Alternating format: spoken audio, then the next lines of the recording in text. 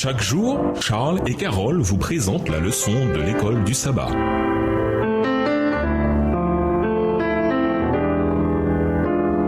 Bienvenue dans votre émission Dieu nous parle. Nous voilà à la leçon 10. L'évangile éternel de Dieu. Étude de la semaine, Apocalypse 14, versets 6 à 12, Matthieu 24, verset 14, Ecclésiaste 12, et versets 13 et 14, Exode 20, les versets 2 à 11, Ésaïe 21, verset 9 et Ésaïe 34, les versets 8 à 10. Verset à mémoriser, c'est ici la persévérance des saints qui gardent les commandements de Dieu et la foi de Jésus. Apocalypse 14, verset 12. L'Apocalypse montre que la supercherie de Satan au temps de la fin sera tellement réussie que le monde choisira d'abord la bête et de recevoir sa marque. Cependant, Apocalypse 14, versets 1 à 5 nous dit que Dieu aura un reste, qui prendra position pour le Seigneur quand la majorité du monde s'opposera à lui. À la fin, les gens devront choisir, non pas s'ils doivent adorer ou non. Tout le monde adore quelque chose, mais plutôt qui adorer. Les adorateurs de la bête recevront la marque sur leur front ou sur leur main droite, symbole de leur choix de servir ce système apostat en pensée et ou en action. En même temps, le monde connaîtra une grande proclamation de l'évangile, telle qu'il n'y en aura pas eu depuis le jour de la Pentecôte.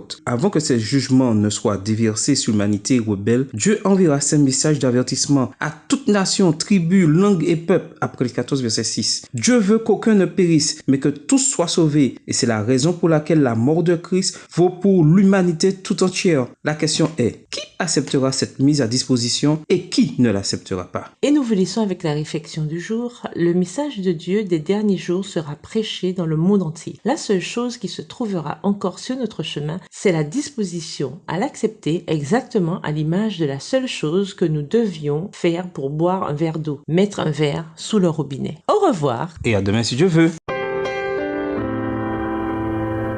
Dieu nous parle. Chaque jour, Charles et Carole vous présentent la leçon de l'école du sabbat.